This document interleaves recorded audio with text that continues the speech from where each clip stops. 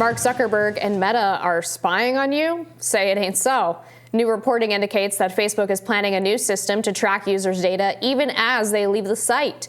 Journalist Jason Kint highlighted Facebook will be following users' web activity even after they have turned off a button that, when selected, will theoretically disconnect your past activity from your account. Kint explained that a majority of Facebook's data uniquely comes from third parties and that Facebook has tracking pixels across more than 8 million websites. Per Kint, Facebook needs a way to opt users back into tracking and dodge emerging law, so it appears they're rolling out a new feature that allows them to claim the rights to track users when they click on a link in one of their apps which use an embedded browser. Meta is a desperate surveillance capitalist with much of its 97% in revenues and profits jeopardized by signal loss, which really means your privacy rights. So it's sad that whenever we use social media or any kind of online platform, it's free because they are taking something much more valuable from us than maybe a subscription fee of like $1.99 a month. And it's our personal data. That's very valuable for companies to market products to us. And I'm sure a lot of other, very more malevolent things, as we know the Cambridge Analytica case. But what came out of the Cambridge Analytica case was one of the whistleblowers saying something that always stuck with me. And it's that data itself is not bad. It's not evil. It's like a knife. You can use it to make a sandwich, but you can also use it to murder people. So it really depends on how you use the data. I think we know that Facebook is using the data, selling it to people trying to market products to us, but in the past has used it to manipulate the political process in the United States. There's debate over how effective that was, but the fact that they allowed people to try is really what unnerves me. Yeah, I'm also really disturbed by the tracking of young people's data in particular across apps like Facebook, TikTok, and Twitter, or X, I guess. That seems to be even more dastardly, I guess, than the tracking of adults' data.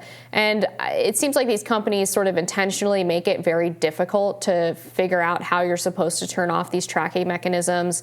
And also they make their terms of service so impossibly long that it's pretty obvious that no one is actually going to read it. And it turns out you've ended up basically signing away a lot of your rights to your own personal data, which is a serious problem. I remember being very disturbed back when all of these websites first started asking you to accept or decline cookies. And now it seems like we've come so far since then with not much conversation or regulation as to how exactly all of this data is used and shared and used for profit, most importantly, by these companies.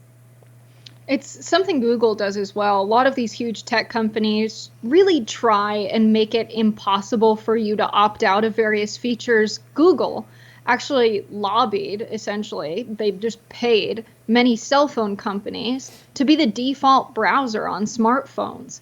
And it's very difficult to find out how to change your smartphone browser, to go into the settings and locate it. Most people just never do it because it's been made nearly impossible by people who are programmers of phones who know exactly how to make it nearly impossible.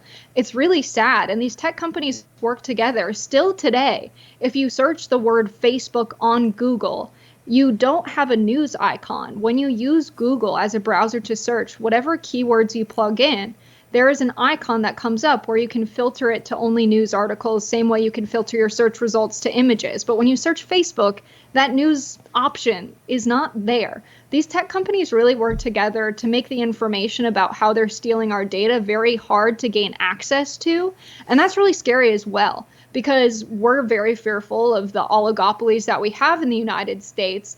But when you have companies that are mining our data in mass working together, you essentially have a monopoly.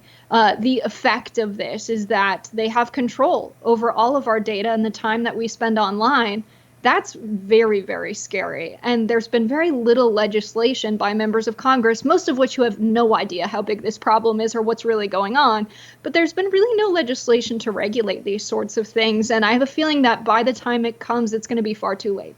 You're exactly right to point out the big tech monopoly, and it's not just on data, but it's on speech too. A lot of these companies work together to suppress narratives that they either object to or find inconvenient for whatever reason, whether it's YouTube taking off videos that mention a certain topic, Facebook and X, not so much X anymore, but to some extent still yes, Facebook and X taking down posts that either the Biden administration asked them to take down or just politicians or even just political activists have asked them to remove because they find it objectionable. And you had this case where conservatives were trying to make alternative platforms for free speech, like Parler and Getter, and they were sort of systematically crushed by this big tech monopoly, where Amazon owns the largest web hosting platform, Amazon Web Service, AWS. And they simultaneously took these platforms off of AWS, forced them to find another web service provider. Then you had the app stores across Apple and Samsung removing the ability to download the apps from their app stores. And you had companies like Facebook, X, Google reducing search results for them, suppressing them in their algorithms, reducing the ability to share information about these other platforms. One of the things that Facebook and X do in order to keep people on their platforms longer is they actually suppress posts that feature links to outside websites. So even if you put a YouTube link on X, your post is going to not get as much engagement, not get as many eyeballs because they don't want you clicking off the platform to go to YouTube. So all of these companies really do work in tandem to prevent people from sharing information freely. So that combined with the data aspect of this tells me it's absolutely far past time for Congress to provide some type of regulation of the industry so that basically the biggest public square in our country now is online. That should be as free as we can possibly make it, just for the sake of democratic norms and open dialogue. Yeah, there's so many people out there where when you talk about any kind of economic regulation, their hairs go up. A lot of people work in small businesses, own small businesses. They hear regulation. They think, it's going to be harder to operate my business if there's more regulation. When I think most Americans, and it's definitely the policy that's most needed, support regulation of these huge tech companies who have way too much power. It's not really a free market. If you have a decision maker like Amazon, who is able to offer their services and their platform to very large companies that abide by the kind of censorship that they support politically, and they can kick out anyone who is allowing for free speech, now it's much more expensive, nearly impossible to raise the capital to get the same resources offered by AWS. Many people rely on it. And so now you're in this position where if AWS doesn't want you to be operating, guess what? You're not going to be operating. That's not really a free market. Yes, it's free of governmental regulation, but the government should regulate these very large corporations so that there is competition in the economy, that we actually have a market and don't have what we have now, which is an economy essentially run by a group of people with the most capital that have the most ownership share in our largest companies. Those same people lobby Congress to not pass this kind of common sense regulation of monopolies.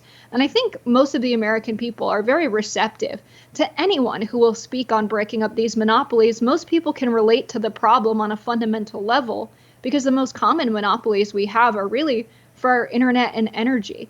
So whether you're renting an apartment or you own a house, most places only have one option for energy, one option for internet provider. So this kind of monopoly takeover of the American economy is something I think most Americans are familiar with. And the only reason politicians aren't running on this is because they're essentially paid not to. Yeah, I love that you pointed out the difference between a free market from a libertarian perspective, which is no regulation whatsoever of any companies, versus a true free market, which should allow for competition, and especially that for small businesses, which are really the cornerstone, I think, of the American economy. That's going to wrap it up for us this week. Jessica, it was great to be on the program with you again. Another good Friday, Amber. Absolutely. Be sure to like, share, and subscribe so you never miss any content. And for those of you who like to listen while on the go, we are now available anywhere you listen to podcasts. We'll see you next Friday. Bye, y'all.